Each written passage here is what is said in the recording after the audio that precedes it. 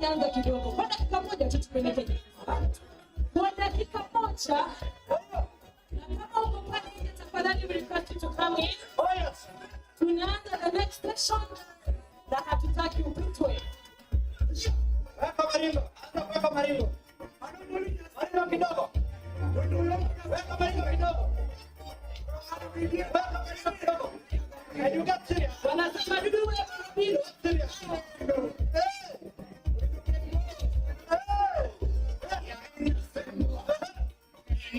Mama, kirudi nyuma.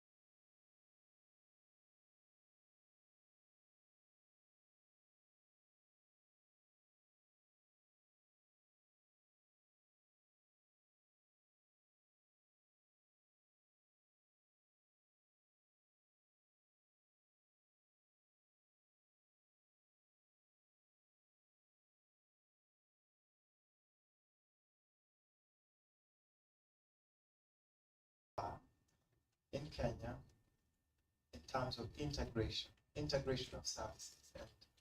And here he will be centering also on what we've been able to do with non-communicable diseases. It's a very central theme to us today, given the burden that we see among people living with HIV, and also in the theme, riding on the theme of building bridges. We also need to see how to integrate these services. They will be speaking to us. I'll give each speaker 10 to 15 minutes. And once they're all done, I will invite them to sit and take questions from the audience. So without much further ado, allow me to welcome Dr. Plasoi to come on stage. Karibu sana.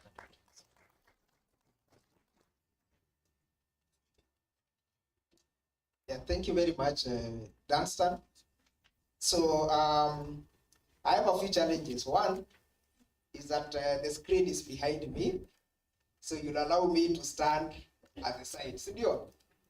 And then number two is that it's just after lunch, and I know everybody from the feedback I received, they found the food very nice, studio. And you know what somebody does when they find the food very nice? They deal with it nicely. And then, of course, lastly, the one coming after me was my teacher, so I have to save a little more time for him to come and hit us. But I just wanted us to see what we have available. We always say that we don't have data on NCDs, but I have good news for you, that we actually have data on NCDs, and we're going to share a little bit of what we have gleaned from the Africa study, which is actually done in PEPFAR supported sites. So I will go through an introduction of Africos for those who are not familiar with it, how far we've done in terms of enrollment. We'll go into overall prevalence of NCDs, and then we'll zero in on two specific NCDs, that is hypertension and diabetes, and looking at specifically the gaps that we have in the cascade. And then, of course, we will draw some conclusions. Next.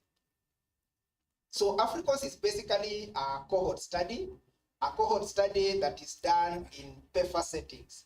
So we have around 3,500 who are HIV infected, and 700 around 3,500 who are HIV infected, and 700